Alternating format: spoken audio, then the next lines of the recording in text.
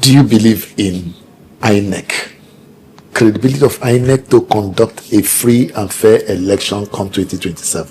Again, INEC is a Nigerian institution, like all these institutions that we have mentioned.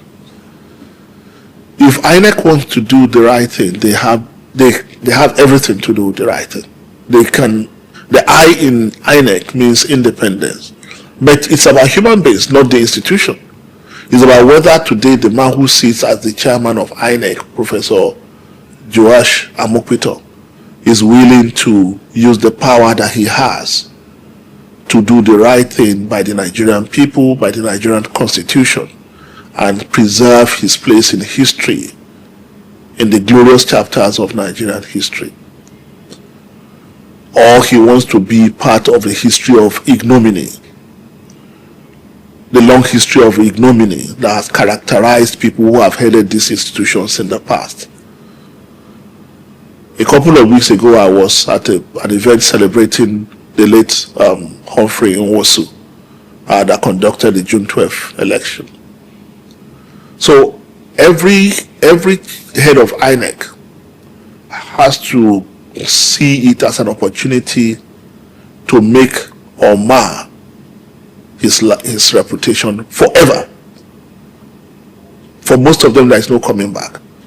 The reason Atahiru Jega is able to walk around freely in this country today was what he did in 2015. Other past leaders of INEC cannot do that.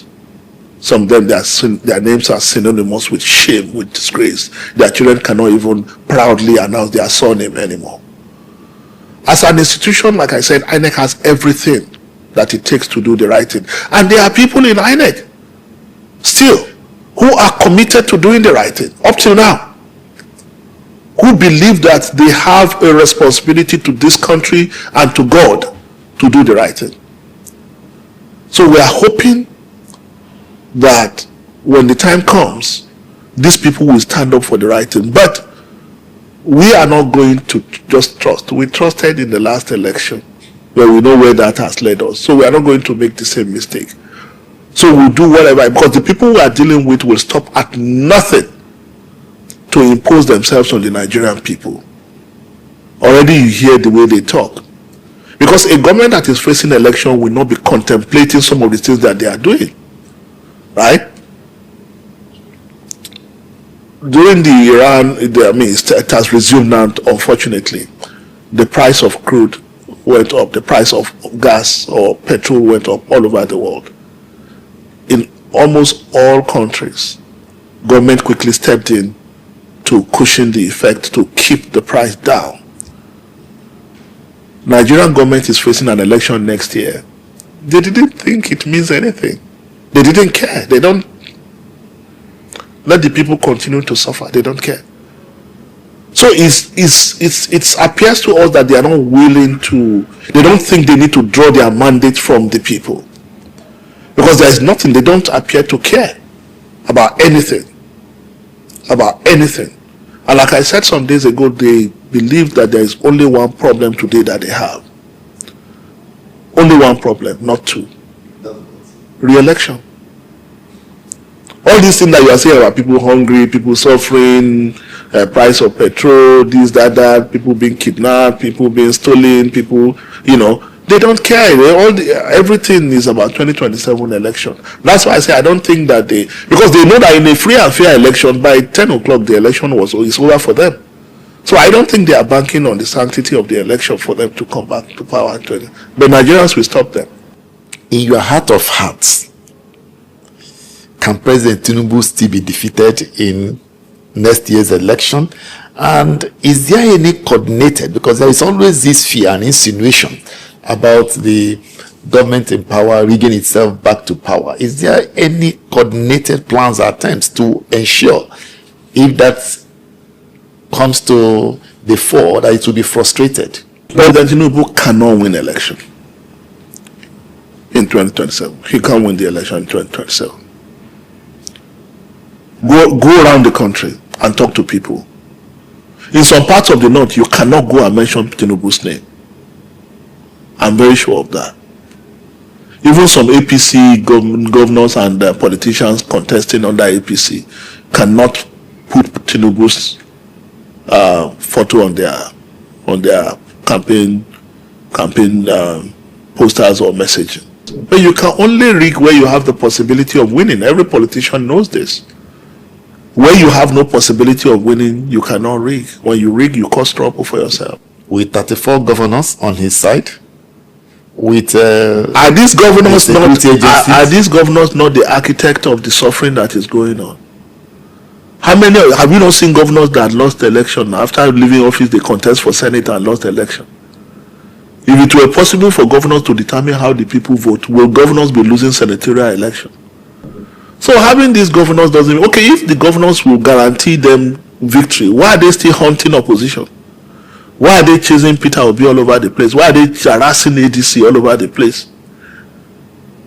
It's because they know that even when the time comes, look at the mess they have found themselves. The trap they have set for us as opposition parties, they are falling into it. They set a trap for us, thinking that, oh, we'll have problems trying to decide who our candidates will be. But look at the mess they have found themselves, because they think that they could use power, political power, governmental power, to impose candidates on their members. But look at what has happened to them. There are more disgruntled people within the APC than there are outside the APC today. And all these people I know will not support them. Will not. So even some of these governors are very, very bitter because they have imposed candidates on the governors also. They have acted contrary to what the governors wanted. So some of these governors will, when the chips are down on election day, on D-Day, everybody will answer their father's name. So the issue of having governors doesn't guarantee anything. The election of 2027, I'm not saying it's going to be a walkover, but there is no way President Bolaji Tinubu is not going to win the election unless they do something about it. So you don't have any fears of his continued stay in power beyond 2027? I have my fears. I have fears, of course. I'm not God. But God will answer our prayer. And our prayer is that it's about time that God forgive us of our sins, because God must be punishing us for a terrible sin that we committed as Nigerians, for him to inflict on us this kind of government that we have today. So we are praying to God. I'm a Muslim. You know the story of prophet, which was the prophet that ended in the belly of a whale. Jonah, right? Yeah, we call him Yunus, right? He ended up in the belly of a whale. What happened? He went on his knees and prayed to God. God, I've sinned, forgive me. Right? And God delivered him. So it's the same thing. We are in the belly of Tinubu's whale now. And we are praying to God to deliver us because we have sinned as Nigerians. So we know that God will answer our prayers, because we can't continue like this. It's impossible to continue like this. Because the government has taken everything from everybody, including self-respect, including dignity. If you see the number of people, otherwise other respectable people who are begging for money now to survive, to buy drugs. I know some of my old classmates who beg for money, and these are very respectable people who were successful in their own right, running their own businesses. So this can't continue. You see, Victor, if that this government is, let's assume that they've tried some things and they got it wrong. Nobody's perfect. The first place to start is humility. Admit that some of the things we did was based on certain assumptions, but those assumptions have been proven to be faulty, to be wrong. We're therefore going to recalibrate and try something else. No, but they are so arrogant. I've never seen a sort of people more arrogant than these people. I've been in government, I can tell you this. They are so arrogant, they believe they know everything, and they believe they are doing the right thing. And President Bolaji Tinubu is a master strategist. He can do no wrong. The invisibility of the... Yes, and the country is collapsing under the weight of their incompetence. And they are the only ones who cannot see it. I remember the story of a king that he had this fire, this fire thing that they put to warm the body during winter.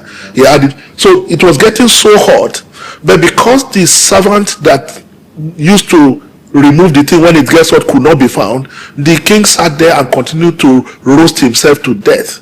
It's called Barbara Touchman call it, the American historian, she's late now, she called it suicidal incompetence. So what we are faced with today is suicidal incompetence, and they cannot see it.